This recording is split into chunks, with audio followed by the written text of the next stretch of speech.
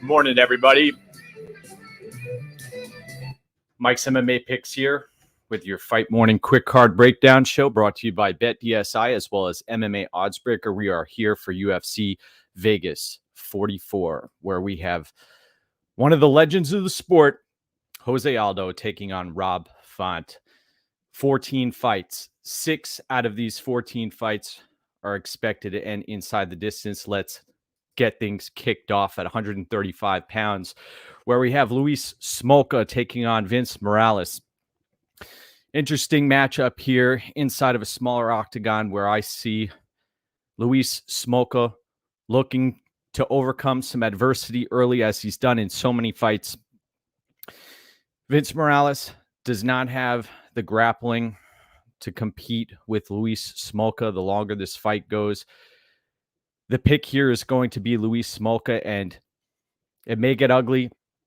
The scrambles should come into play, and it would not surprise me to see Smolka lock up a submission victory in that spot.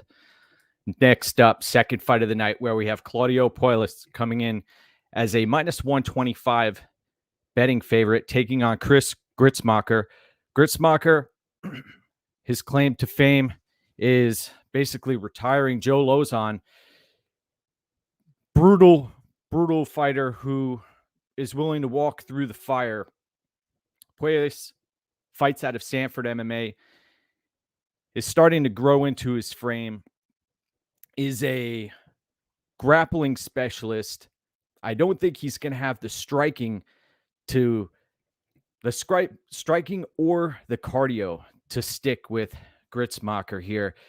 Gruetzemacher can get taken down. I see Gruetzemacher getting back to his feet, working his way back to his feet, getting against the fence. He might end up in a rear naked choke at some point in this spot, but if he does not, the longer this fight goes, I'm expecting Puelles to start to fade, Gruetzemacher to take over the fight late. You look at Gruetzemacher's fight against Rafa Garcia. That fight did not take place very long ago. The Alexander Hernandez fight, that the highlight loss on Gruetzemacher's resume, it's out there, but I don't think Puelles has the knockout power to take Gruetzemacher out in that regard. He may get the submission victory. Give me Puelles-Gruetzemacher to win this matchup. Next fight of the night, where we have Alonzo Menifield coming in out of Fortis MMA as a minus 150 betting favorite, taking on William Knight. William Knight is a bit of a plodding fighter, massive for the division. And Menifield, both of these fighters are starting to get up there in age. I believe Menifield is 34 years of age. Let me just double check that real quick here. 34 years of age, correct. Coming off of a victory over Ed Herman, which does not tell me much. We've seen OSP take Menifield out of there. William Knight coming off of the Fabio Charant victory. Both of these fighters should end up trading in the center of the octagon. I'm going to be leaning towards the underdog in this spot. William Knight has had some time to put some things together out there. Menifield, I do not trust him. I know we've got a few Fortis MMA fighters on this card, but I do not trust Menifield in this spot. Give me William Knight. Next up, where we have Mallory Martin coming in as an underdog, as a plus 155 underdog, taking on Cheyenne-Vlismas, formerly known as Cheyenne Bice. Now, Vlismas, coming off of COVID, is going to have, in most cases, she would have a volume advantage in this spot. She likely does not have the wrestling chops to keep up with Mallory Martin. Vlismas, I'm looking forward to seeing her pour it on the longer this fight goes. Look to try to stay evasive. The COVID situation is a wild card here. I'll be picking Vlismas to win. You watch her previous bouts. Ruiz put her on her back, held her there. She could not get out of that position.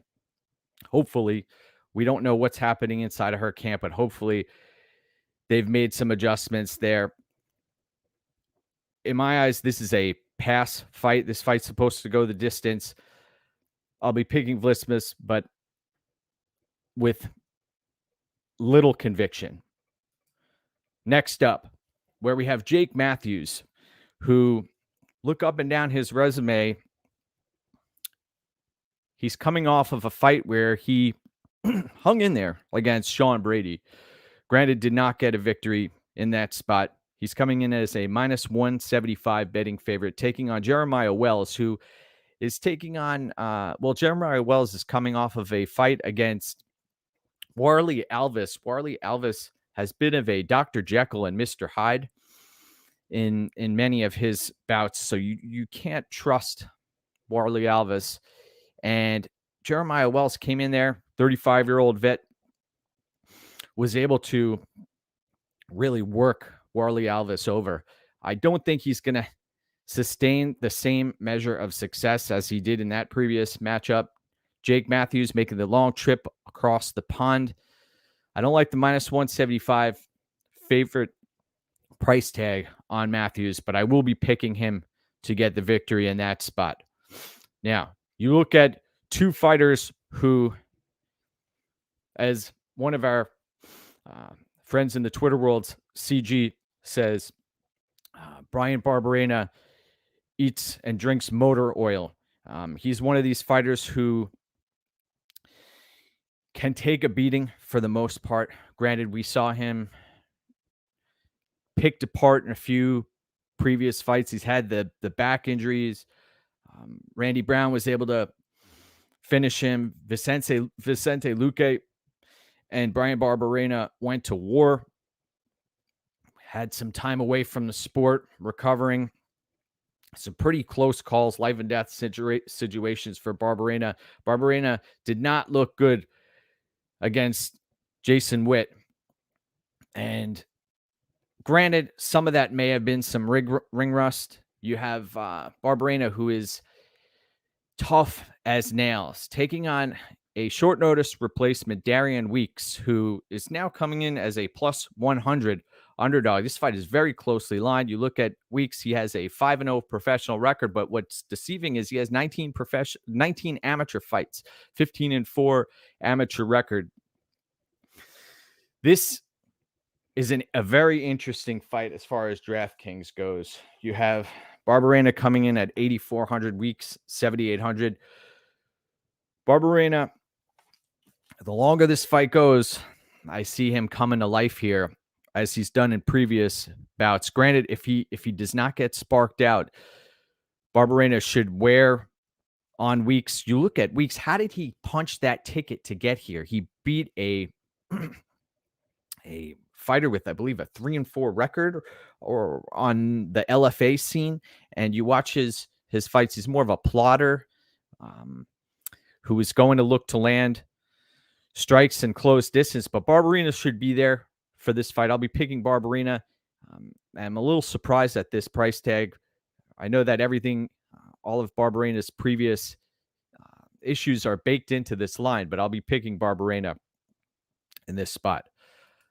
Interesting spot where we have a flyweight matchup here. Flyweights have been my specialty, and we've got Zhalgas Zhumagulov coming in as a +225 underdog, taking on Menifield-Knight, who, look at this price tag, -290. Originally, about a week or so ago, Knight was sitting at -190, -200 area, and this line has since blown up. Knight, the last fighter to the scale as far as weigh-ins go.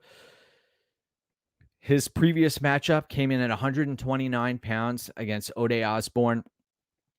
Zhumagulov, he does have volume. He does have some grappling to speak of. A lot of people hating on the Jerome Rivera victory. Also, you don't hear much talk about the Raulian Paiva situation and how he should have gotten the nod in that spot. Zhumagulov, though, I am not a big fan of his striking defense and also the way he tends to shell up on the feet. And you want to be the fighter who's moving forward. Body language speaks volumes. And Zhumagulov, although he may have the striking volume, I don't like what I've seen from an optics perspective. Menifield-Knight, I liken him to a Deion Sanders. He has the skills, he may look flashy, and he performs when he has to. When there are three components to a crucial situation: emotions run strong, opinions vary, and the stakes are high, right? And Menifield-Knight, when his back was against the wall against Nicolau, came on strong. His fight against Pantoja, he was getting picked apart. He had his moments in that fight. The Ode Osborne fight, when he had to show up, he did. He landed that knee. Very explosive fighter. If he can put it all together, the sky's the limit for him. I have concerns in this spot. I don't like that minus 290 price tag. Zhumagulov is a grinder. He does not give in. He comes from a great camp out of ATT. This is a spot where Kape could come out and drop the ball. If you're going to play Kape, I think he gets this done inside the distance. I think that he's going to land a shot that will stagger Zhumagulov. And I like that spot better than this wide line here. And it wouldn't surprise me. You look at Zhumagulov, he's in his mid-30s. It wouldn't surprise me to see him get dropped in this spot and taken out of there. Next up, where we have Maki Pitolo taking on Duško Todorovic. Todorovic minus 165 betting favorite. Interesting. See a lot of folks in the Twitter world out there on Maki Pitolo.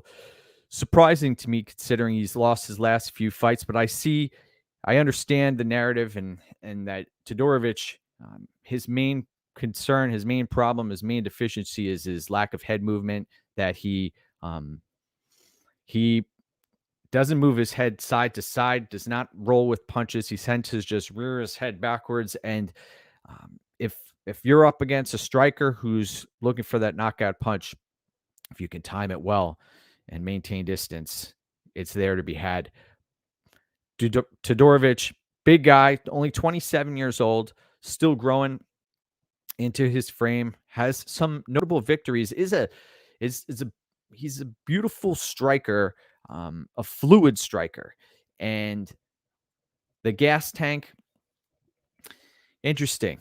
It may come into play in this spot. We've seen Maki Pitolo come out and hit a wall in a number of fights lately. He's had his moments. That Callan Potter fight, though, I mean, I know it was down a weight class, but that still is on his resume. That is a concern. The Marquez fight looked like he was on his way to victory there, got snuffed out. And some fighters just have a way of dropping the ball. Jake Ellenberger, unfortunately, was one of those fighters. He would look like he would be doing great until he was losing. You're winning until you're losing. And look at what happened last night. I mean, a fight isn't over till it's over. You can't count your eggs until they've been hatched. You watched that Horiguchi Sergio Pettis fight. In this spot, I think Pitolo's going to come out dialed in, and then the tide is going to turn, and Todorovic is going to pick Pitolo apart. He's just got to be careful maintaining distance. That is a challenge here. So give me Duško Todorovic. He has the higher ceiling at this stage in his career. Coconut Bombs is live, of course. He could end Todorovic's night and also shorten Todorovic's career by landing a seminal blow, but I'll be picking Todorovic in that spot. Now, interesting situation here where we have Alex Morono as a minus 240 betting favorite against Mickey Gall. I see a lot of love out there in the Twitter community for Alex Morono. It was not very long ago that Alex Morono was being held on the ground against Jordan Mein. And you look up and down Alex Morono's record, he's beaten some fighters who were on their last legs. Donald Cerrone has the shine off of that fight. Even a loss to Anthony Pettis. The David Zawada fight, go up and down his resume. Reese McKee is one of his best victories. Blown out of the water by Chaos Williams. Mickey Gall, look at the other side of this fight. There are two tails to every fight. Mickey Gall, plus 195 underdog. Appears to be putting things together after that win over Jordan Williams. Though, look up and down Mickey Gall's resume. You have a fighter here who could not beat the carcass of Diego Sanchez. Granted, you look at the grappling, Mickey Gall, I like the way he's able to scramble. Some of his transitions are seamless. Morono does not fight well off of his back. If Mickey Gall can land a takedown in this spot, and Mickey Gall typically comes in dialed in on the feet for at least the first few minutes. I think that Mickey Gall is live in this spot. Granted, the striking defense for Mickey Gall, he is an issue. He was in there against Perry, and the way he takes punches is a concern. And Alex Morono, it may be something as simple as Morono just unloading and throwing the kitchen sink at Mickey Gall shelling up, and then Morono looks to clinch and finds an advantage in that spot. But I think we're going to see Mickey Gall come in here, look to change levels, look to get a body lock set up, and then hunt for a submission. It would not surprise me to see Mickey Gall take this fight. I'll actually be picking Mickey Gall in this spot. I think that he is a live underdog. And Morono, although this may be his fifth fight inside of the octagon in the past 2 years or so inside of the Apex, I haven't seen much progression in his game. He still has the same tendencies. And I'll be picking Mickey Gall in that spot as an underdog. Next up, where we have Brendan Allen taking on Chris Curtis. Chris Curtis coming in as a significant underdog, short notice fighter, up a weight class. His fight's at middleweight. Taking on Brendan Allen, who minus 325 at the betting window. One of the plays I like on this card is Brendan Allen inside the distance. That can be had at plus money. Brendan Allen has a major grappling edge in this spot. Chris Curtis was a bit of a survivor in his last bout against Phil Hawes, but as we saw, the tide can be turned very quickly in a matter of seconds, and that happened in that spot. Brendan Allen, he's going to have to be careful, though, because Brendan Allen is fighting one of Sean Strickland's teammates. You watch and you listen to Brendan Allen's previous interviews, and he wants that rematch back so bad with Sean Strickland. Granted, you watch the tape. That was a mauling by Strickland. So I don't see Allen wants that fight so bad. He was losing that fight from beginning to end. Maybe he will get that rematch at some point. And Chris Curtis is going to have Sean Strickland in his corner.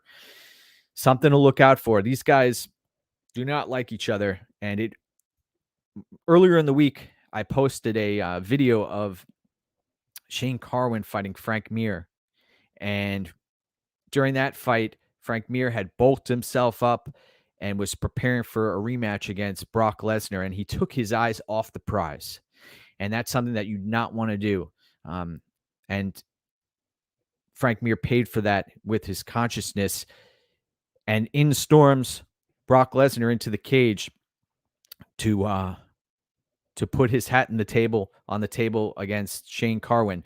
So Brendan Allen cannot lose focus here. Now that Sean Strickland is cage side, I think that might amp him up. Focus on the man in front of you, Chris Curtis. Find your way to his back and lock in that rear naked choke. I think that's how this fight is going to end. Either that or Yes, that I suspect we'll see Brendan Allen lock up a rear naked choke in this spot.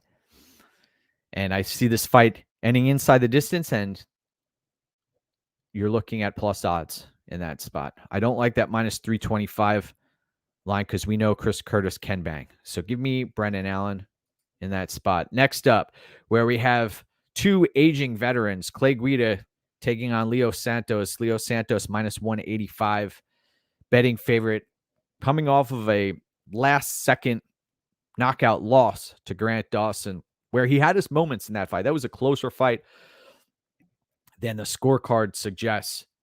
Clay Guida, 39 years of age, 58th professional fight that we're about to see take place here. Guida is going to look to take Leo Santos down, which is a dangerous game to play.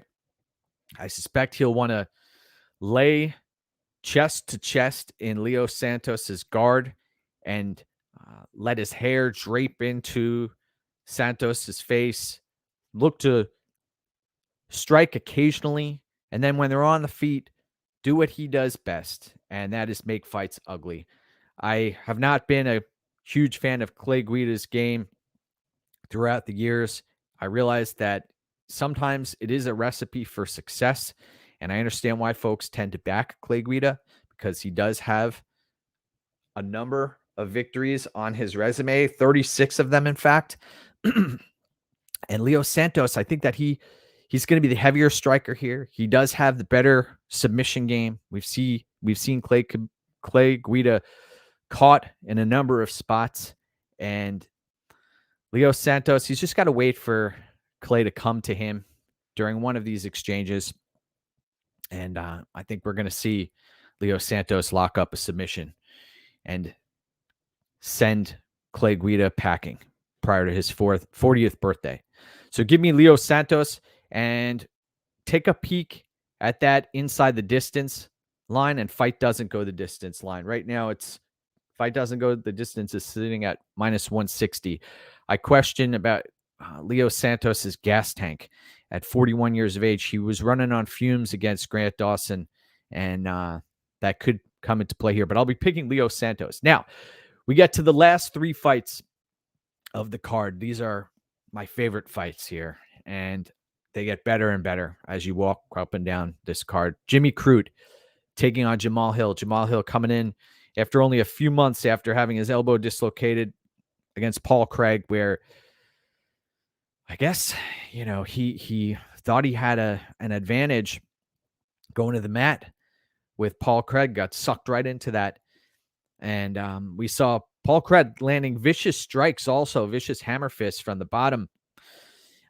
Jimmy Crute, what is he going to do? Is he going to stand at range and get picked apart like he did only a few months ago against Anthony Smith? I don't know what the hell was going on in that matchup where he was trying to land leg kicks of his own.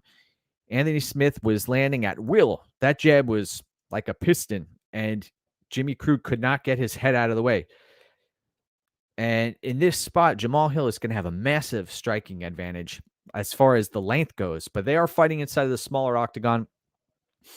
And the longer this fight goes, I think we will see Jimmy Crute have some success in the grappling department.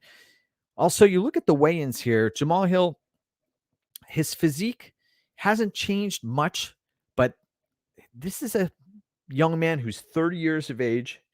And at this stage in his respective career, I'm surprised that we haven't seen a commitment to looking to put on some size here. I know he's about 6'4", but to have a physical transformation in there. You look at Jimmy Crute, he is a brute, built like a fire hydrant. And you see him, as far as the strength goes, I see he could potentially just drag Jamal Hill to the ground with him. You see if he's able to get his hands on him. And once that happens, I think we're going to see Jimmy Crute use his grappling edge, which should be tremendous here, to finish Jamal Hill. I think that this fight is going to end inside the distance. Right now, the odds are sitting at minus 325, which is wide line, and we haven't seen many of these main event and top tier fights and inside the distance, but I think this could be one of them here. Both of these fighters have respect for each other. Jimmy Crute, is he going to have a bonehead situation here where he lets himself get picked apart on the feet? He was willing to do that for the majority of the first round against Anthony Smith. I know he spent a lot of these fighters, they spent so much time in their training camp working on their deficiencies to a point where now they believe it's their strength and they get away from their bread and butter and what got them to the big show. So Jimmy Crute has to commit to his grappling here to win this fight. And I think that's what's going to happen. He does have some heavy hands too, though. Jamal Hill, I see his path to victory being a striking-based, almost like an avalanche of strikes down the stretch if Jimmy Crute isn't able to sustain the wrestling success. So give me Jimmy Crute to win. And Mr. Brown, good morning.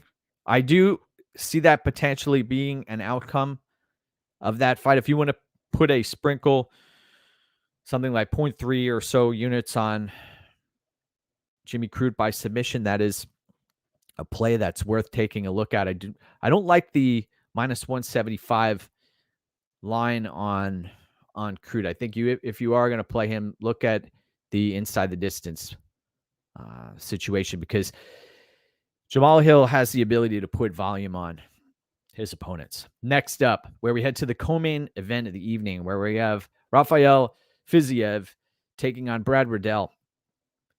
Amazing striker's delight that we have on our hands. -115 across the board here. Rafael Fiziev is the fighter who comes out hot, dialed in, completely dialed in, to a point where if I'm his coach, you got to wonder how does he maintain his energy conservation for a 3-round war? Can he do that?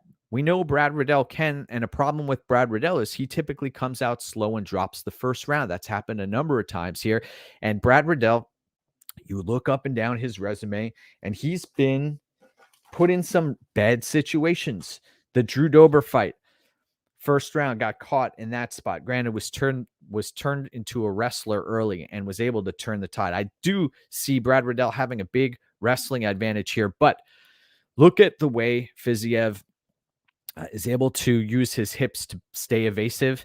It's very difficult to take Fiziev down, and I don't think that's going to happen in this fight at all.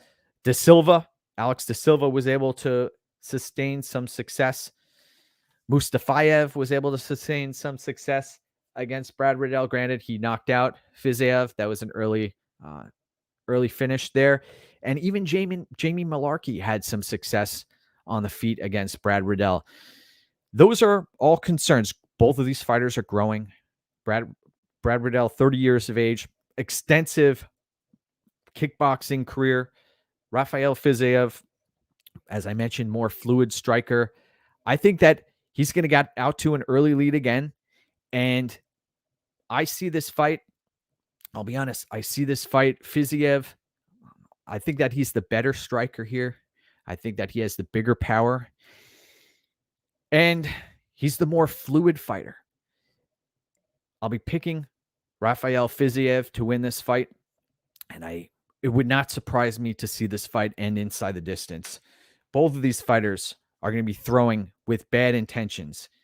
There should be some level of mutual respect in this bout. Both of these fighters have trained together. Granted, that was years ago. This fight goes to a decision, is lined at -185 right now. That there are going to be a lot of pops on the button in this fight. So take a peek at fight doesn't go the distance. And I can understand why folks want to pick Brad Riddell. He has the better gas tank. He's a more well-rounded fighter, battle-tested, and he has a win over a mutual opponent. Though Rafael Fiziev, I believe, is the fighter with the higher ceiling, more fluid striker, and comes out dialed in. And more than likely, Brad Riddell will be down around here. And I think that we're going to see Rafael Fiziev put on an incredible performance and walk away with victory. Main event of the evening, where we have Rob Font taking on Jose Aldo. Jose Aldo plus 120 underdog. Rob Font minus 150. This line has bounced around. Rob Font originally was a much bigger favorite in this fight. Jose Aldo is coming off of a great performance where he defeated Pedro Munoz, who I might add has a 65-inch reach and does not have great footwork. And also, you look at Jose Aldo, one of the things that makes Jose Aldo great is he's able to work in spurts, and he relies on bursts of energy for his output. And if he sees you hurt, if there's a crack in your armor, his killer instinct is second to none. Jose Aldo, another thing to mention is that 4 out of the last 5 fights that he's participated in that were scheduled for 5 rounds, 4 of them he's been brutally finished. You watch that Pedro Munoz fight again. Spurts of energy. Rob Font, he tends to build like a slow boil in his fights where he has that amazing jab, probably the best jab in mixed martial arts. At 135 pounds, this is a guy who picked up mixed martial arts later in life. Another thing to pay attention, it's not how old these fighters are, because they are very similar in age. Jose Aldo only a year older than Rob Font, but you look at the mileage on either of these fighters. Jose Aldo has tremendous mileage on his odometer here. Rob Font seems to he's just getting going. He's granted that the level of competition has changed. Rob Font, his loss to Rafael Assunção back in 2018, you look at the improvements that have been made from fight to fight. He was taken down by Cody Garbrandt. He's been able to work his way back to the feet. His get-up game has been impressive. And although he's been taken down, and Jose Aldo, if he wants to play that game and take Rob Font to the ground, he's going to exert some energy here. So I have concerns for Rob Font early. If he shows too much respect for Jose Aldo, he could get down on the scorecards, and that's something that's dangerous against Jose Aldo. Once Jose Aldo starts to find success, he's like a surgeon out there. But if Rob Font is able to start getting his jab working, Jose Aldo, another thing, if he starts landing these leg kicks early, that's a potential path to victory here. But those take some energy. And when you throw leg kicks like that, you're leaving your head open for a jab and to get countered. And when I watch the tape here, Jose Aldo, you look at how he came in on the scale again. This is a fighter who's 35 years of age, who really had to work to make this weight, and the commitment, the level of discipline that he's put into this is incredible. I mean, he's all in. But I think this is one of those situations where Rob Font, he is a fighter with less damage. His durability is not really in question. He hasn't been brutally finished. He's been submitted in the past. People bring up the Lineker fight too. That was a number of years ago. I think we're going to see Rob Font turn it on here and show up and take Jose Aldo out of there late in this fight. Jose Aldo, though, we know he's got a heart of a champion. He's a former champion, and he is someone who has to be taken seriously. And the cartel, I believe, have done that in this case. I'll be picking Rob Font to win. And on that note, I want to thank everybody for tuning in today. Remember, go get what's yours.